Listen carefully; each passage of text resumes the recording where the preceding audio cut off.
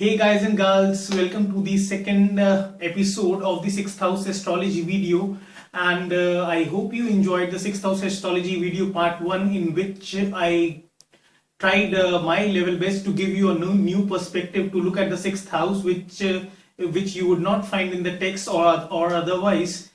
So I hope it was enlightening for you people, and in this episode we'll be dealing with the other 2 points, that is, we'll take up the points E and F. The points D and G I'll be covering in the third part of the video, that is the last part. So the fifth point here says the challenges, which areas of life your attitude and approach to challenges. So yes guys, from the 6th house we can actually make out that which areas in our life are we gonna face the maximum amount of challenges, or in which area are we going to put a maximum amount of effort in order to get that thing. So this all is deciphered out by scrutinizing the dignity of the 6th house. That is, we in order to pinpoint that which exact area of life would you be would you have to put in a lot of effort, we would have to take into consideration the planet that is placed in the 6th house. We have to take into consideration that although that planet is placed in the 6th house, but which sign and nakshatra is the planet placed in, then we have to take into consideration that where is the lord of that 6th house placed in our horoscope, and then we have to take into consideration that what all aspects are being which all planets are aspecting the 6th house and the lord of the 6th house.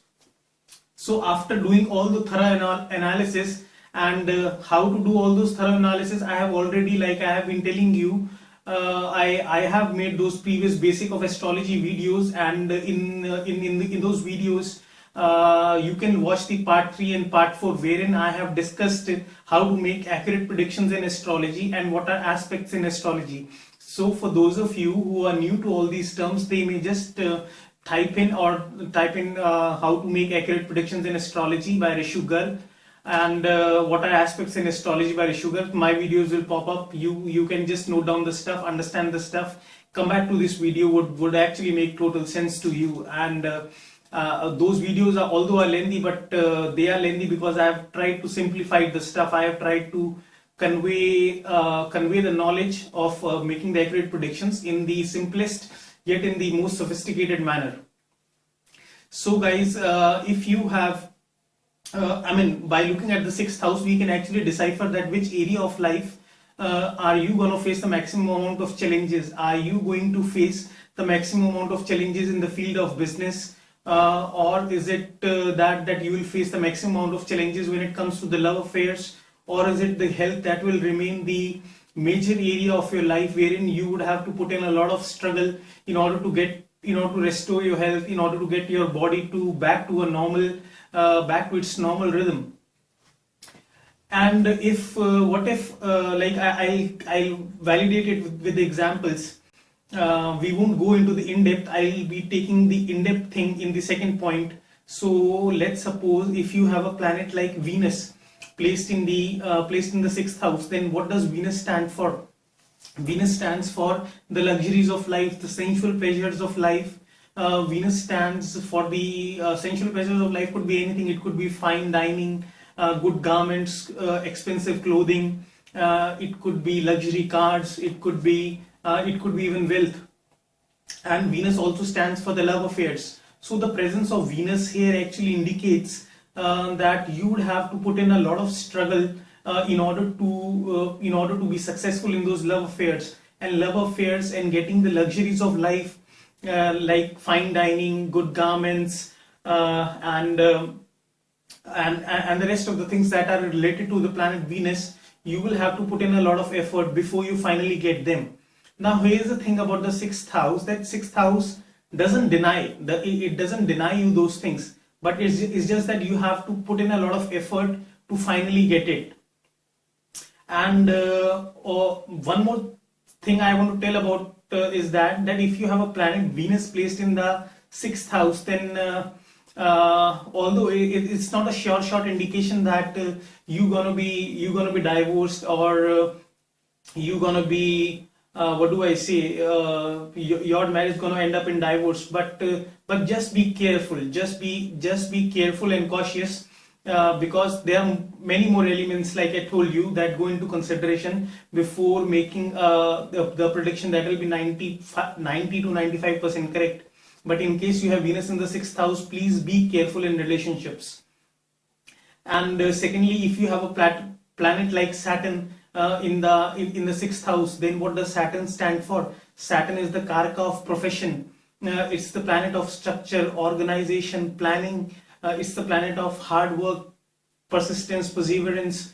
Then the indication of Saturn here, then the placement of Saturn here actually indicates that you would have to put in a lot of effort in order to flourish in your own business. Since Saturn is the Karaka of occupation, so you would have to put in a lot of effort if you were to succeed in business, especially those Saturn related businesses.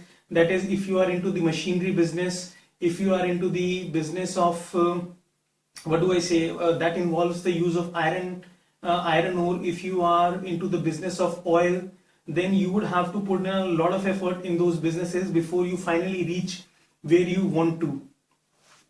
And let's suppose you have a planet like Jupiter, that is the Karaka of children, that is the Karaka, that is the significator of the luck aspects, that is a planet of that familiarizes you with those spiritual or the religious realms. So you're gonna face a lot of trouble getting that spiritual or that religious enlightenment. So something of that sort will occur, that you will, since Jupiter is also the Karaka of studies, so you may also have problems getting good grades in studies, or education would really remain a tough nut for you to crack. And Jupiter is also the Karaka of children, so the presence of Jupiter in the 6th house could actually indicate that you will get children after a lot of struggle. For example, you could give birth to a cesarean child, or you could miscarriage once or twice, and then you could finally give the birth to a normal healthy child.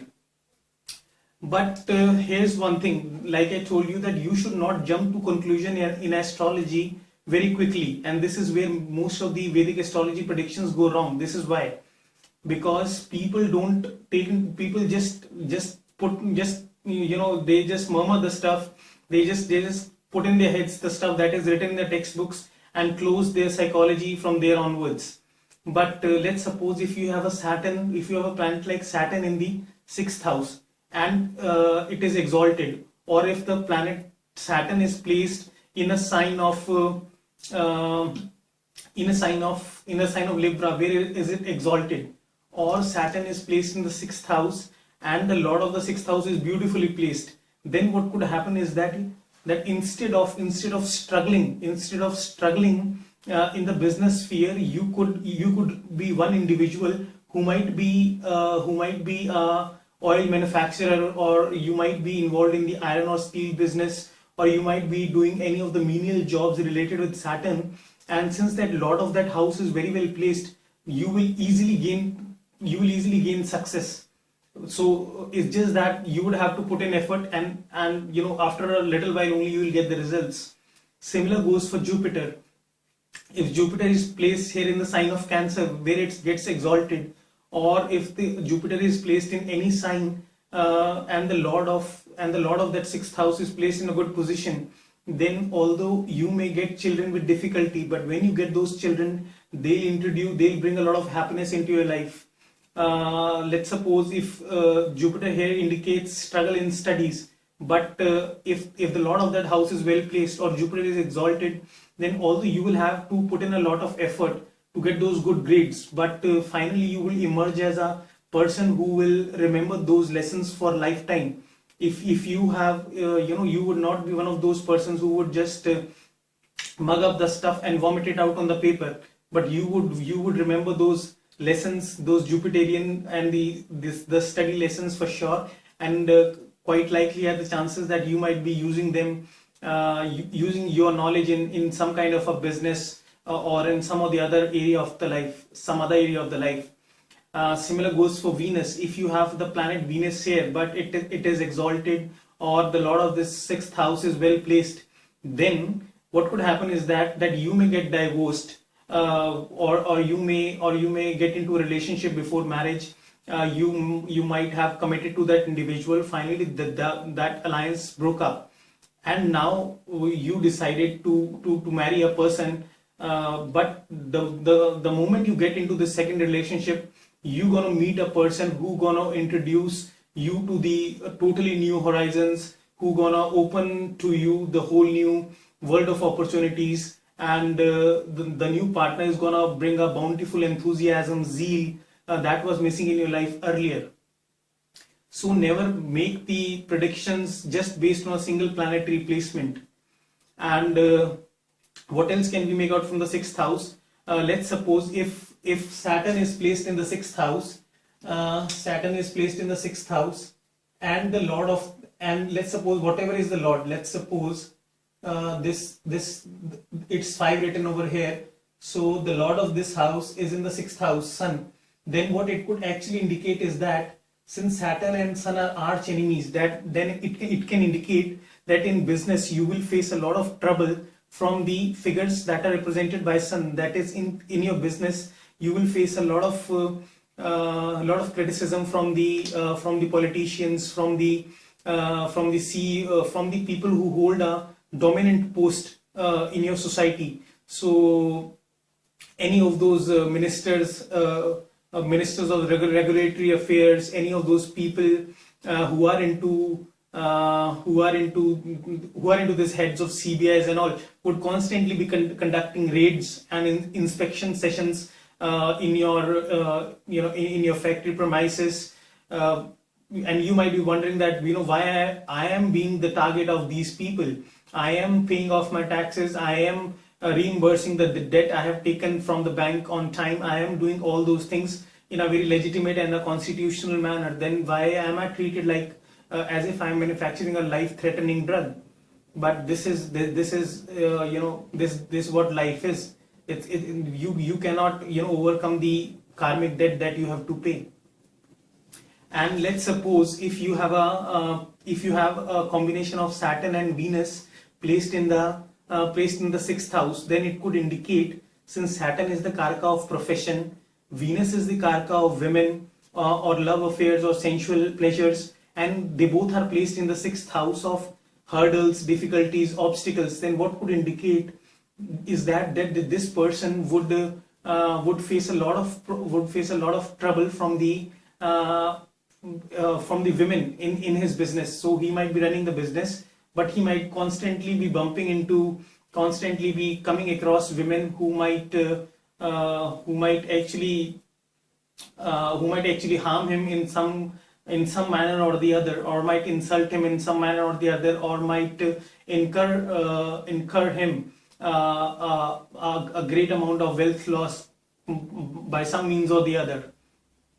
But does that necessarily mean that if Saturn and Venus are placed here, such a scenario will happen? No, absolutely not. As I said, that if those Saturn and Venus placed in the sixth house, if they are placed in the good sign in nakshatras, and if the Lord of that sixth house is placed in a good house, then it could indicate a person who is into business, that is Saturn, who is into the business of Saturn, and he is making the women related products. That is, he could be a garment manufacturer, he could be a manufacturer of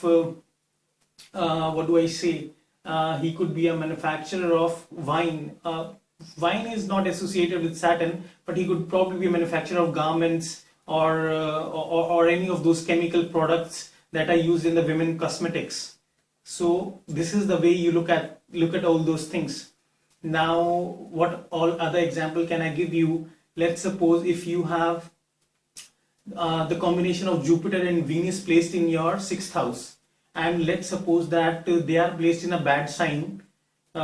Jupiter and Venus combination placed in the sixth house in a bad sign, and let's suppose the Lord of that house also is not well placed, or this sixth house planets, that is Jupiter and Venus, are receiving aspects from malefics like Rahu, Ketu, or Saturn. Then what might happen is that that Jupiter stands for what? Jupiter stands for studies, Jupiter stands for spiritual or the religious enlightenment, and Venus stands for womanly pleasures, the sensual pleasures, the sensual side of life, romantic affairs.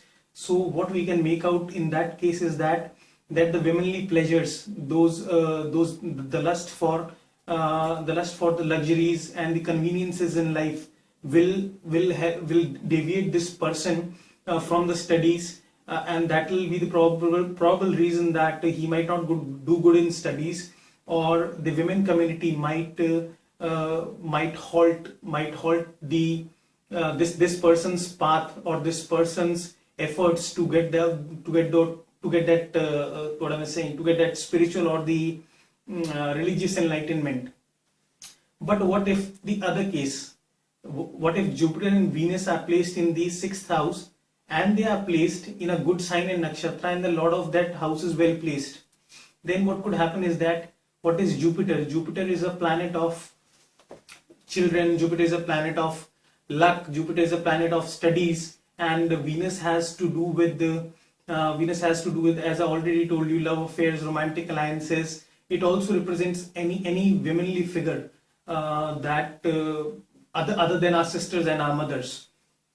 So what could happen is that that this figure, instead of being bogged down by women in his path to religious enlightenment, he might actually meet a women partner who might teach him meditation, he might meet a female guru who might teach him meditation or something of that sort, or this women might even introduce this person to the spiritual realms, to the religious realms. He's just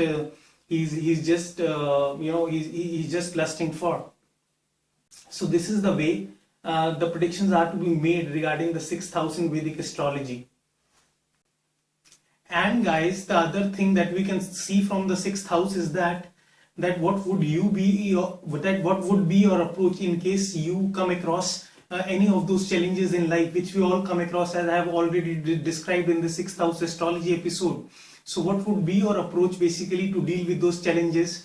And I'll validate it with the examples like I always do. So if you have a planet like Saturn in the 6th house, then your thinking pattern would be like, hey, the best way to overcome a challenge or any enemy that comes in your path to glory is not through the verbal fights, verbal spats, or those physical fights and blows. Rather, you would keep on working hard. You would keep on working like an ass day in and day out, and you would let your hard work, persistence, perseverance, your lawful approach do most of the talking. And this might become a very powerful asset, that your enemy might be feeling that, hey, I have tried all that I could to malign the image of this person, to bring this person down, to hurt this person in some manner or the other. But each time I have come across with a cheap stunt.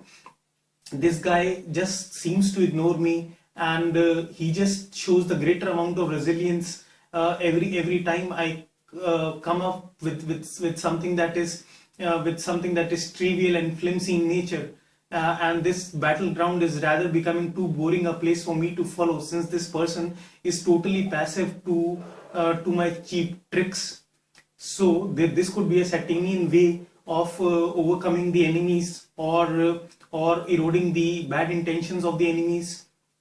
But if a planet like Mars is placed in the 6th house, then you are like that soldier. You are just ready to fight, and your thought process would be like, hey dude, you have been for a month trying all your possible cheap tricks to bring me down, and I have just finally lost my cool. Let's just conduct a match. Let's just have a bout in that boxing ring, and let's just settle scores down. Or you might, if the Mars is present in the 6th house, your attitude would be like, hey, I am not a person to be easily trifled with, to be easily ridiculed. You just say one thing about my character, you just try to trouble me, and I'll inflict such physical blows onto you that I'll make your life a living hell. And And that's the main reason why these malefics like Saturn and Mars, they perform exceptionally well in the sixth house, while the benefics don't do that well in the sixth house, because sixth house is the house of hurdles and obstacles. So only strong, sturdy guys, those bad planets, they do remarkably well here, like Rahu, not Ketu, but Rahu, Mars, Saturn. These are these are the planets that do remarkably well in the sixth house. And if you have a planet like Jupiter in the sixth house, then you would try to instill some sort of a philosophical wisdom in your enemy, to appease the agitation, to calm down the relationship problem that your enemies that you, that is existing between you and your enemy. So your attitude would be like, hey dude, I know that you don't like me and I don't like you either, but let us not mark territories like a dog. At the end of the world, I am gonna go empty-handed, so are gonna you go empty-handed, and our grave's gonna be of the same size. So why make this life a living hell for both of us by constantly holding grudges against each other, by constantly troubling each other? You remain good at your place, I remain good at mine. This will be the this will be the Jupiterian approach to deal with the enemy. And do you need more examples? Well, I can give one more. Okay, if you have a planet like Ketu in the sixth house, then what does Ketu represent? Ketu represents disattachment from the material pleasures. Ketu represents what do I say? Ketu represents the occult world. Ketu represents the things that are foreign in nature. Ketu represents drifting away from the material world, and Ketu also represents what we have accomplished in the past life, and we are no longer we no longer care about that thing wherever Ketu is placed in this particular life, since we have already mastered the things related to that house wheresoever Ketu is placed in a chart in this present lifetime. So if this person might come across an enemy, or might come across what do I say, or might come across a challenge, then these people have the tendency of totally escaping the real world. They just totally ignore the realities, since they have already mastered the art of overcoming the challenges in the past life. These Ketu people with the Ketu in the sixth house, they just are attracted towards the 12th house things, where Rahu, their obsession, is placed. So many of these people turn out to be pranic healers, turn out to be Reiki masters, turn out to be astrologers, turn out to be social workers. Some of them migrate to a foreign land to help the people. Some of them could what do I say? Some of them could start living like a monk in a monastery, or they shun the material pursuits of life altogether. So these are the kind of from this planetary placements we can decipher out that how we gonna actually make out that what would be this person's attitude when he faces challenges in life. So covering up the fifth point, let's move to the sixth point, which says further pinpointing on the challenge by looking at the planet, sign, lord, nakshatra. Well, I have already given many examples in that previous point only, that how we got to make out what Jupiter and Venus will do, what Saturn and Venus will do, what the fifth house and what the conjunction of the Saturn and Venus would do, what the conjunction of Jupiter and Venus would do, what would be the conjunction of fifth house Lord and Saturn would do if they are placed into the placed in the sixth house. But I'll give you some more examples that how we make use of those nakshatras, those lordship things in order to, and signs, in order to precisely pinpoint as to which area of life we're gonna face more challenges in.